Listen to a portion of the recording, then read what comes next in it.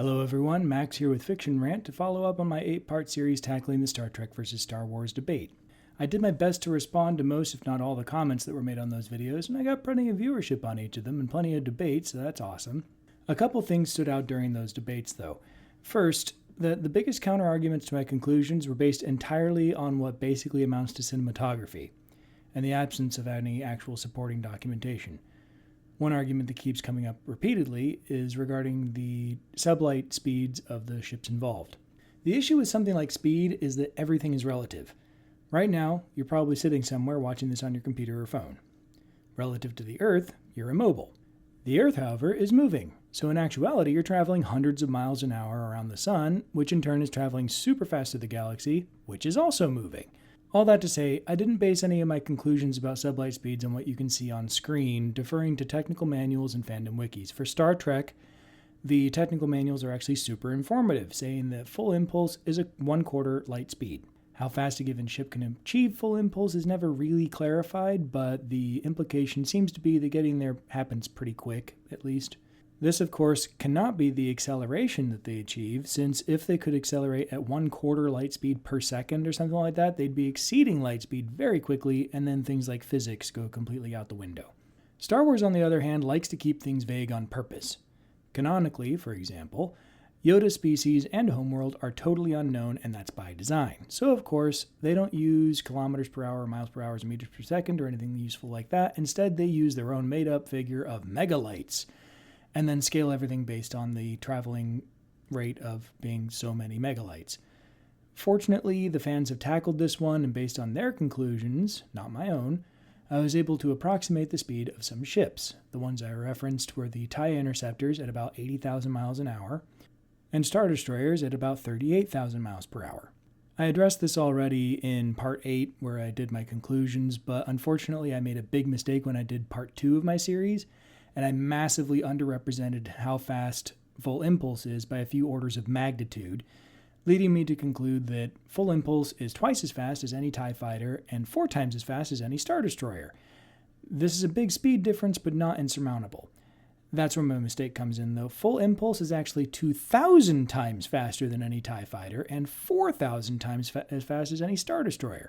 For perspective, the highest velocity commercially available bullet is only about 114 times faster than the world's fastest man. So again, speed is relative. To the Millennium Falcon at sublight speeds, TIE fighters are pretty dang quick. Interceptors in particular are almost twice as fast as the Falcon, so when performing flybys or whatever, they look pretty quick.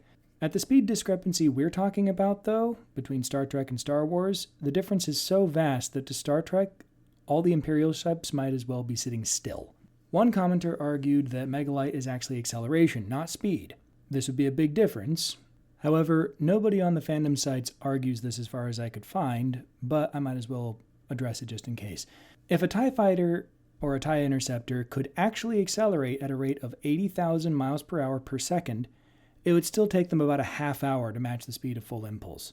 Again, I find this really doubtful that they can actually do this, but even if everyone on the fandom sites is wrong and megalight is actually acceleration, not speed, the TIEs would still need a lot of time to fly in a straight line unmolested to be able to catch up to any Federation ship. Couple this overwhelming speed advantage with the fact that phasers have 250 times the effective range of turbo lasers, and you've got a pretty staggering matchup going on here. There's also the fact that when comparing turbo lasers and phasers, it's really apples and oranges despite all the appearances. I'd love for somebody to show me documentation that says I'm wrong on this, but so far as I can tell, turbo lasers and really all Star Wars energy weapons are fundamentally thermal weapons. That is, they damage stuff by making it really, really hot. Phasers don't do this. They're particle beams, which means that they're essentially really high velocity projectile weapons. They shoot these made-up particles called nadions, which actually disintegrate matter, not just heat it up. They end up heating things up as well, but that's a side effect of the fact that they're disintegrating matter. This is important because it's been demonstrated several times in the series that Star Trek ships can survive being in close proximity to stars.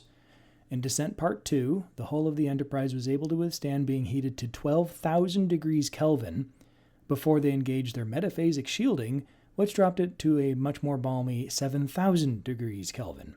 For perspective, tungsten, the metal with the highest known melting point on Earth, has a melting point of 3,653 degrees Kelvin, so those temperatures are insane. So, if in fact turbolasers are purely thermal weapons, they'd either have to be insanely hot, like millions of degrees, which I'm not saying is impossible, but if they're not, then they aren't actually capable of inflicting any damage at all to Starfleet vessels. The second thing that got brought up a few times is, what about torpedoes? Well, I mainly didn't count them because doing so would be overkill. First of all, when it comes to capital ship combat, Star Wars really doesn't do missiles. The only ones we get to see, and the only ones that have any real documentation, are concussion missiles, like we see in the Attack of the Clones. And while they're definitely destructive, they're more on the conventional explosive anti-fighter level of destructive. Photon torpedoes, the weakest of all the Star Trek projectile weapons, are antimatter nuclear warheads. They can travel at warp, are guided, and are so destructive that using one against a ship in close proximity is a good way to blow yourself up too. Then you get into quantum torpedoes and tri-cobalt devices, which are relatively badly defined compared to photon torpedoes, beyond the fact that they're just more destructive than photon torpedoes. Based on what we've seen Star Destroyers withstand, such as being crippled by medium-sized asteroid impacts, I'm not confident one could survive a single quantum torpedo strike. That much energy concentrated in that small of an area would be absolutely devastating. The reason I didn't include them in my comparison, though, is that the Federation wouldn't need them. The mobility advantage coupled with how long-range, powerful, and accurate phasers are would make the use of torpedoes totally redundant. Sure, you could blow up destroyers faster, but why bother? The third thing that got brought up repeatedly, this time in relation to the ground conflict, is how crazy powerful phasers are and how transporters would wreak havoc on Imperial forces. For the phasers, I still stand by my assertion that they'd have trouble causing significant damage to Imperial walkers, even if in actuality they'd be super effective, because there's been no indication in any Star Trek series that they were capable of that level of destruction. Plus, in the absence of orbital or base support, it wouldn't matter if the Starfleet personnel were able to take down a walker or two, since it would still be a matchup of about 5 to 10 guys versus an entire Imperial army. Here's where I'll get into the what I'll call what would actually happen section. For each conflict, I made really hard and fast boundaries of what all could be involved to be able to keep the debate limited enough to be productive. However, I totally admit that this premise is absurd, since nothing exists in a vacuum. As I hope I've made very clear, any and all space battles would go incredibly lopsided in the Federation's favor. So, in the event of a ground conflict, only one side would get orbital support, the Federation. And here's where the rationale behind the fact that the Federation doesn't do armies would become really, really obvious. Federation sensors are capable of detecting the presence of a single human on an otherwise entirely non-human world. This means that they are insanely sensitive, and since the phasers can be targeted using those same sensors, this would mean that in the event of an Imperial army attacking a hopelessly outnumbered Federation ground team, the ship in orbit would be able to use phasers, torpedoes, and transporters to keep their people safe while absolutely annihilating all Imperial forces. Or just transporting them all into a cargo bay with no weapons or armor. The battle would be very short. If I allow the galactic conquest question to include the subsequent innovation, adaptation, and espionage that would occur soon after hostilities began, the contest again would become very lopsided very quickly. All the Federation would need to do is capture one hyperdrive. Just one. And doing so would be really easy, since they could either transport some commandos over to a larger but still hilariously outmatched ship to fight their way to a computer and just download the specifications, or they could just tag the ship's hyperdrive unit with a locator beacon and transport the whole thing away. Alternatively, any ship that didn't get outright obliterated would be easy pickings for grabbing any tech that they could want.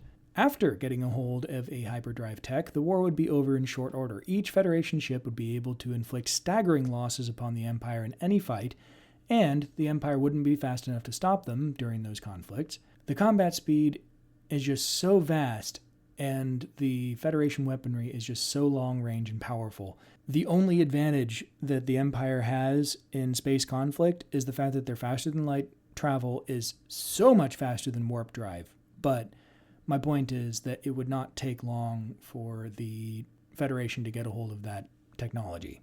Even if by some miracle the Empire was able to get a hold of some Federation tech, I doubt they'd even know what to do with it, since the Empire doesn't invest much in the sciences, and if anything, the tech in the Star Wars universe has become more primitive as the time has gone on. And Let me go ahead and address anyone who thinks that Star Wars tech is anything but pitiful and compared to the Federation by letting Lama Su from Camino say it for me. Clones can think creatively. You will find that they are immensely superior to droids. That's right. Cloned humans are superior to literal killing machines in the Star Wars universe. Basically, when it comes down to it, in real practical terms, the only fight that the Federation would actually lose against the Empire is a one-on-one between Vader and basically anyone. Sure, there's plenty of powerful telepaths in the Federation, but none have a potent combination of telepathy, precognition, telekinesis, and a friggin' lightsaber on their side. So, what do you all think? I look forward to the party in the comment section on this one. Oh boy, it's going to be fun. Please don't hesitate to respond to any of my conclusions or bring up some game-changing advantage that the Empire has that I totally forgot to mention. But until next time, live long and prosper, and may the Force be with you.